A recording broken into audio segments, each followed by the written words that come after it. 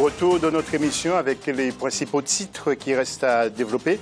Nous partirons au Congo-Brazzaville pour parler des sites capables d'accueillir de grands événements sportifs sur le continent. Eh bien, le cas du Congo-Brazzaville est à voir. Et puis le bilan des Jeux pour nos pays. Aujourd'hui, nous parlerons, enfin ce dimanche, nous partirons au Mali. Le plateau avec nos experts, notamment Bruno Ayoro. Bruno, rebonjour. Bonjour, José. Aoyo. Voilà. Rebonjour à José, rebonjour à tous. Je vais m'y habituer. Saïd Afizi, bonjour Saïd. Bonjour à tous. Et puis Mr Roger Itoto. Bonjour José, bonjour à tous. La question donc, de cette émission, les pays africains doivent-ils faire davantage avant les prochains Jeux olympiques? Vous répondez sur notre email jo2016@africa24tv.com. Le dossier du magazine.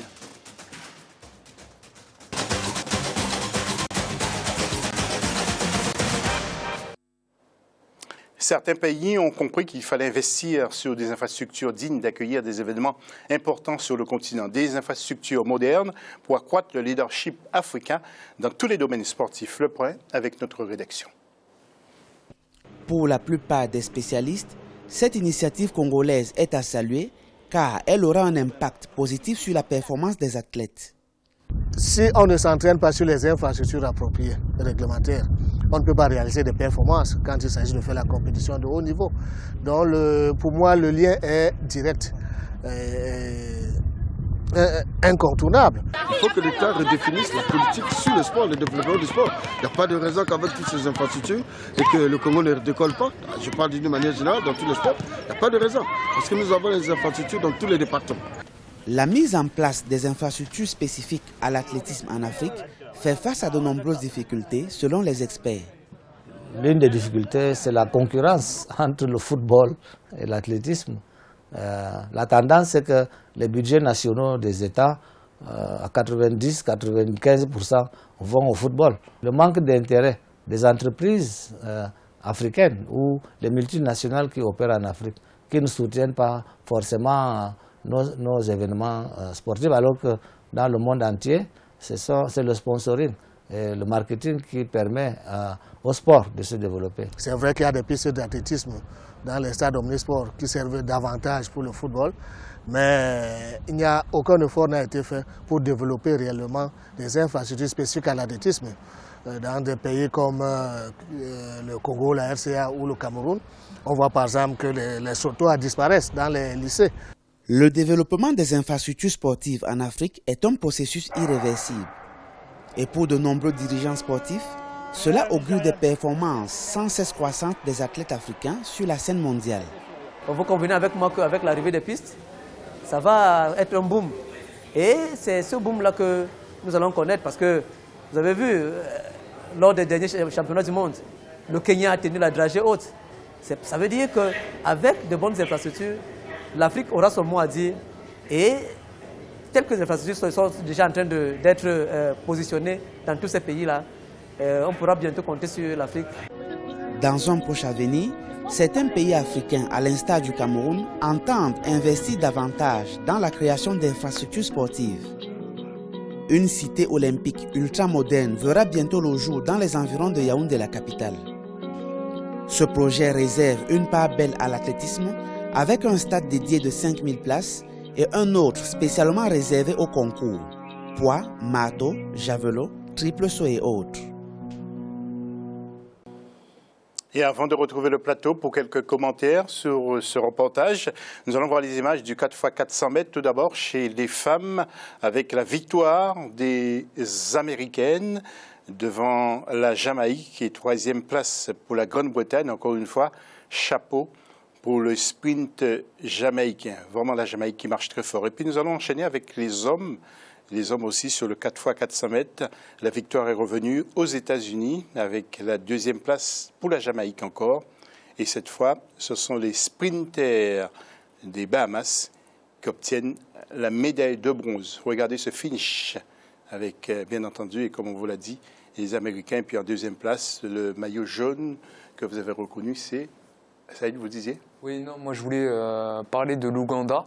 l'Ouganda qui a fait une superbe course là, et qui craque sur les 50-100 derniers mètres et qui avait fait la course, tout l'ensemble du relais à la 2e place. Et ils ont craqué tout à la fin, c'était dommage, mais je tenais à saluer leur prestation parce que c'était vraiment une très belle course et ça demande beaucoup de travail ce qu'ils ont fait, donc on peut être content justement de leur performance. Ouais. Et puis pendant le reportage, Roger Toto me disait en substance si le Congo-Kinshasa pouvait faire pareil que le Congo-Brazzaville. Ça peut se faire ou pas? Oui, bien sûr, ça peut se faire. Ce qui est agréable, c'est qu'on voit que c'est une volonté du peuple, donc des dirigeants, de créer des infrastructures et être en même temps satisfait de mettre les sportifs dans les meilleures conditions pour que cela puisse vraiment s'entraîner. Et puis après, par la suite, maintenant, ils entendent le résultat parce qu'étant donné qu'il y a des infrastructures et en ayant des résultats, c'est le peuple, le pays qui va gagner parce que ça donne une visibilité et le sportif se sent mieux et puis il est dans son pays. Et pourquoi aller à l'extérieur étant donné que le pays le met dans les meilleures conditions pour qu'il puisse vraiment exercer son sport. Et donc en espérant d'autres pays d'Afrique vont pouvoir suivre l'exemple de Congo-Brazzaville et surtout la RDC, ça sera une très bonne chose pour les sportifs. Et la politique du Congo aujourd'hui, c'est quoi dans les investissements? On sait qu'il y a beaucoup de choses qui sont mises par rapport pour le foot, qui est toujours le sport phare.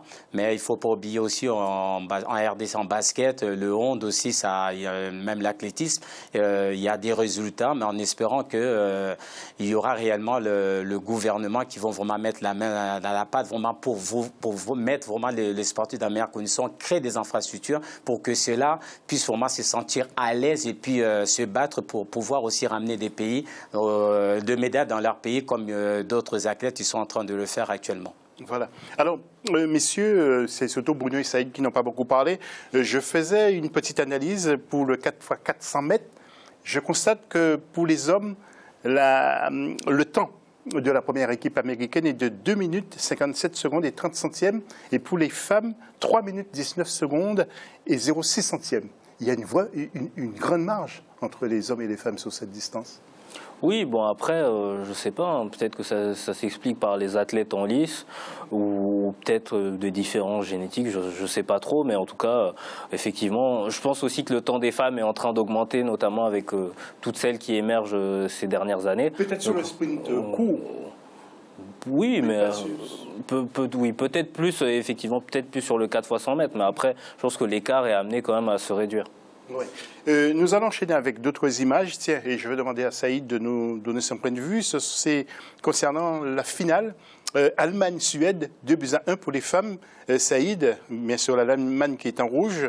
Belle victoire pour les Allemandes qui sont les meilleures de le monde aujourd'hui, non? Là, on est en train de voir les hommes, mais oui, par rapport aux femmes, on savait déjà par rapport à leur performance. On avait vu une belle équipe du Canada. On a vu les Brésiliens là qui. Ouais. On avait vu une belle équipe du Canada, on avait vu une belle équipe du Brésil, mais l'Allemagne était très intéressante. L'Allemagne a dans son effectif des joueuses de qualité, dont une des meilleures joueuses de la planète. Donc c'était pas véritablement. On savait que ça allait se jouer vraiment entre le Brésil, l'Allemagne, le Canada un peu outsider, etc. Mais donc c'est pas vraiment une surprise, mais c'est une belle performance et il y a eu un niveau très intéressant de la part des féminines. Et justement, on parle de nos fédérations africaines.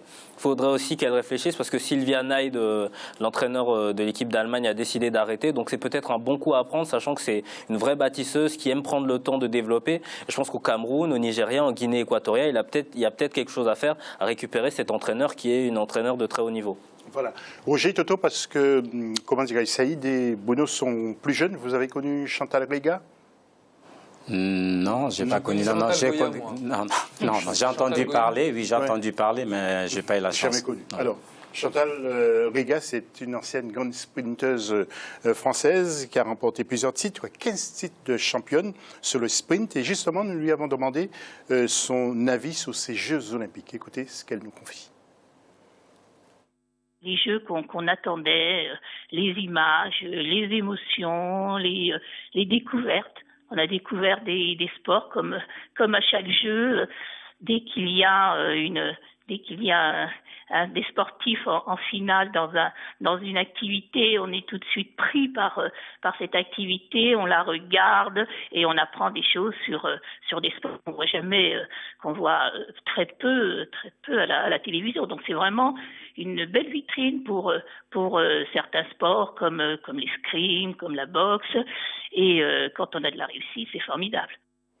Et avant qu'elle nous parle de l'athlétisme sur le continent, elle a parlé aussi du progrès, mais a-t-elle le sentiment bien que le sprint a progressé par rapport aux courses de fond et de demi-fond sur le continent? Alors nous allons voir quelques images, avec notamment Kipruto sur le 3000 mètres steeple chez les hommes, et aussi chez Rio 5000 mètres femmes, et puis le 3000 mètres steeple femmes également. Donc c'était juste pour lancer Chantal Riga à propos donc de cette question du sprint. Est-ce qu'il a progressé sur notre continent? Chantal Riga nous répond.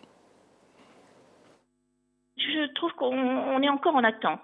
On est encore en attente parce qu'on sent qu'il y a un potentiel fabuleux en Afrique, et c'est un continent magnifique avec du potentiel sportif. Et je trouve qu'on met du temps encore à s'exprimer au niveau du continent africain, parce que je trouve que il y a les moyens en termes de potentiel physique, en termes de sportifs et de qualité. Quelques exemples montrent qu'il y a des sportifs de qualité exceptionnelle. Et on n'a pas encore, je pense, les résultats qu'il faudrait compte tenu du potentiel qui est possible, quoi. Voilà. Et puis parce qu'on reste toujours dans des sports comme l'athlétisme, c'est fabuleux, mais je pense qu'il faudrait pouvoir exploiter d'autres sports. Je suis sûre que dans d'autres sports, l'Afrique peut avoir de très très bons résultats et gagner des médailles. Je pense au sport de combat, par exemple. Voilà, Chantal l'a dit, il faudrait que notre continent pratique d'autres sports que les sports traditionnels, Roger? Non, mais bien sûr, mais j'allais en venir par rapport au sprint, excusez-moi. Quand on regarde le 100 mètres hommes, Maïté qui termine 4e, l'Ivoirien, et 100 mètres femmes, l'Ivoirienne qui termine aussi 4e.